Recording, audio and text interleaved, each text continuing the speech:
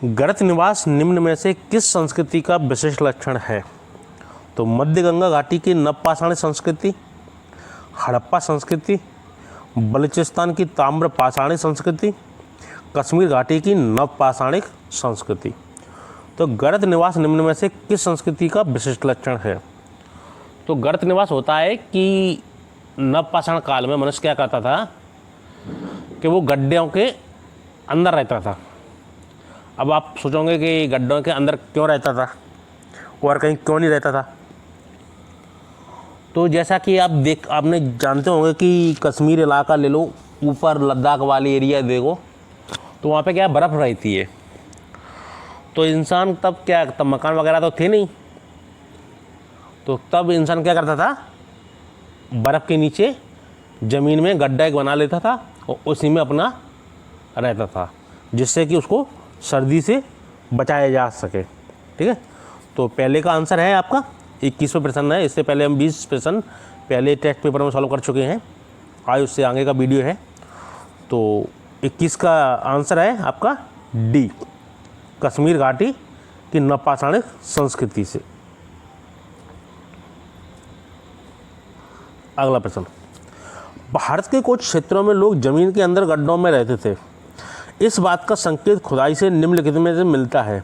कश्मीर, बिहार, कर्नाटक, राजस्थान।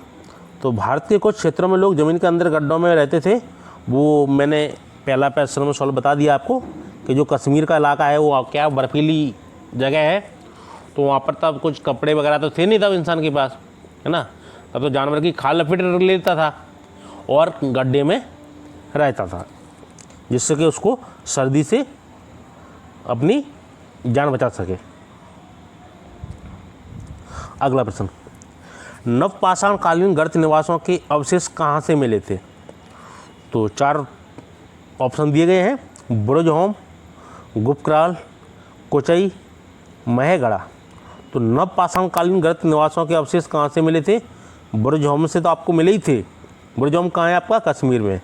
उसके साथ साथ ये गुपक्राल में भी मिले हैं। ठीक है, तो आपका 1 और 2।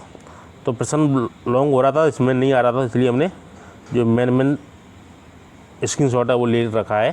ठीक है, तो इसका आंसर होगा 1 और 2। अगला प्रश्न 24वां, मध्य प्रदेश में प्राग ऐतिहासिक शिलाचित्र कहाँ पाए जाते हैं? तो बात हो रही मध्य प्रदेश की प्राग ऐतिहासिक शिलाचित्र।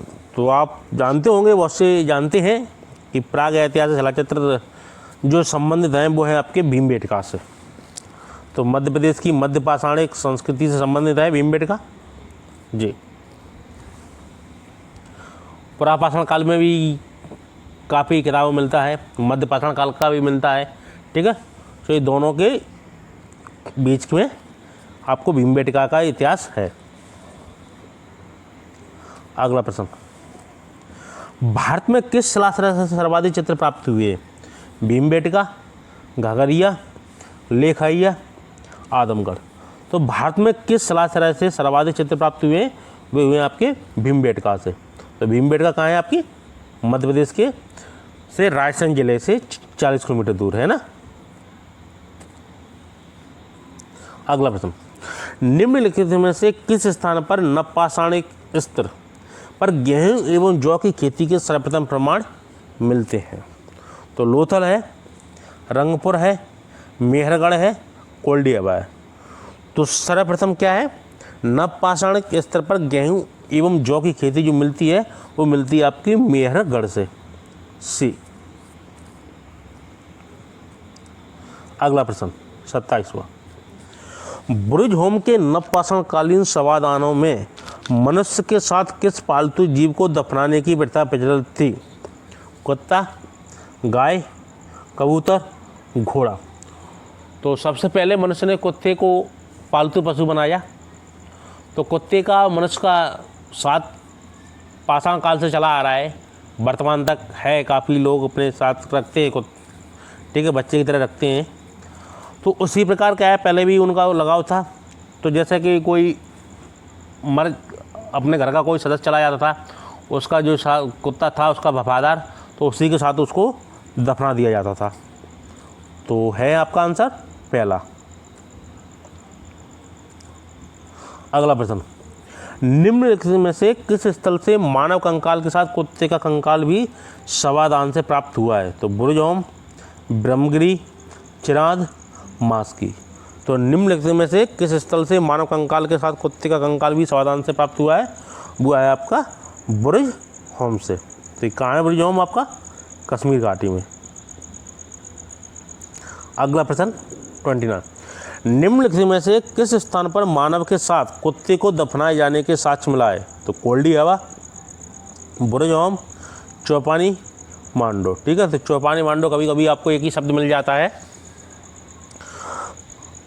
तो निम्नलिखित में किस स्थान पर मानव के साथ कुत्ते को दफनाए जाने के साक्ष्य मिले हैं? वो मिले हैं आपके बुर्ज होम से। तो मानव समाधानों में कुत्ते दफनाए गए थे बुर्ज होम, गुप्तकाल में, मारतंड में, मेहरगढ़ में। तो ये बुर्ज होम में ही है। अलग पेपर में आया हुआ है IAS, PCS, राजस्थान PCS। तो ये ए। उस स्थल का नाम बताइए जहाँ से प्राचीनतम स्थायी जीवन के प्रमाण मिले हैं।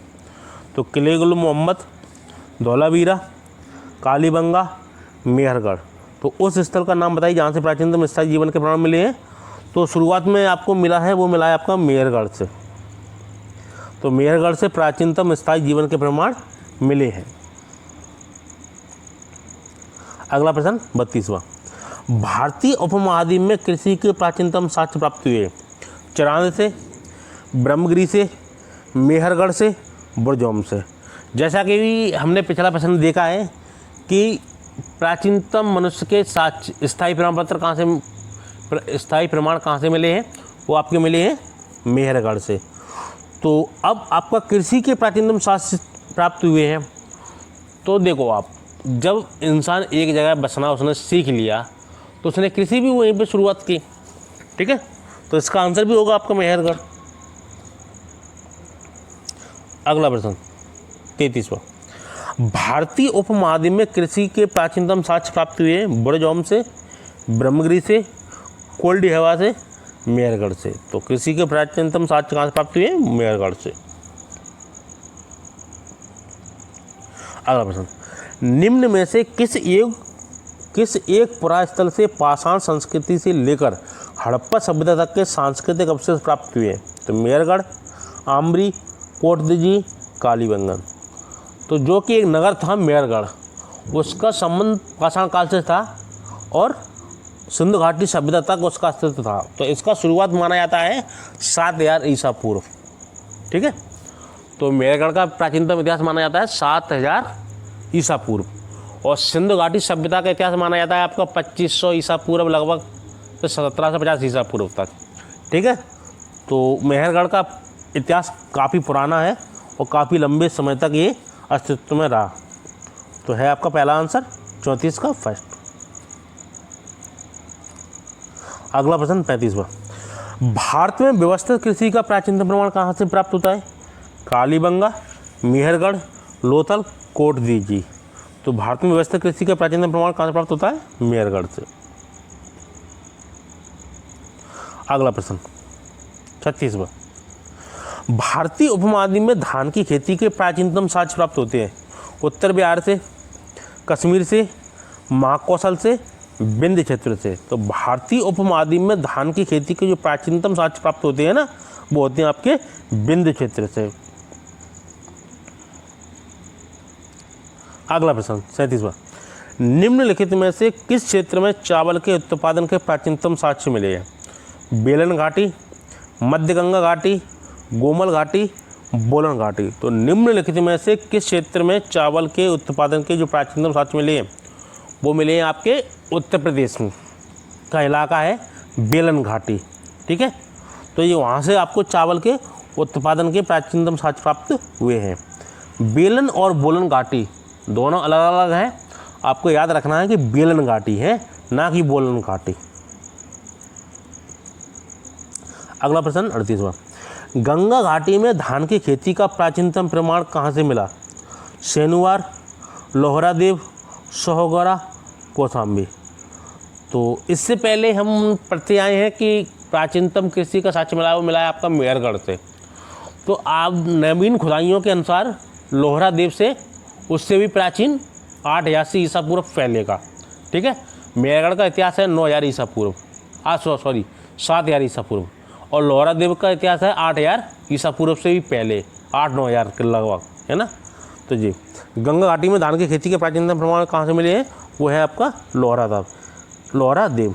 तो जबकि मेहरगढ़ और लोहरा देव दोनों प्रश्न आपके एक में हो तो आप पहले लोहरा देव लगाएंगे, उसके बाद मेहरगढ़। ये लोहरा देव नहीं मिलता है तो आप लगाएंगे मेहरगढ़। अगला प्रश्न 39वां क्या है, मध्य पाषाण प्रसंग में पशुपालन के प्रमाण जहाँ मिले वह स्थान है बीरभानपुर, लंगनाज, आदमगढ़, चौपानी मंडो। तो मध्य पाषाण प्रसंग में पशुपालन के प्रमाण जहाँ मिले हैं वह स्थान है आपका, तो शुरुआत में कहाँ से आपको मिले, तो वो है आपको आदमगढ़, सी। तो मध्य पाषाण प्रसंग में पशुपालन के प्रमाण जो मिले हैं वो मिले हैं आपके आदमगढ़ से। अगला प्रश्न 40वां, भारतीय उपमहाद्वीप में पालतू भैंस का प्राचीनतम साक्ष्य कहाँ से प्राप्त हुआ है, मेहरगढ़, धौलावीरा, मोहनजोदड़ो, राखीगढ़ी। तो भारतीय उपमहाद्वीप में पालतू भैंस का प्राचीनतम जो साक्ष्य प्राप्त होता है ना, वो होता है आपका मेहरगढ़ से। जबकि मेहरगढ़ नहीं दिया है तो आप आदमगढ़ लगाएंगे, ठीक है। जब मेहरगढ़ दिया है तो आप मेहरगढ़ लगाएंगे। धन्यवाद मित्रों, मिलते हैं अगले वीडियो।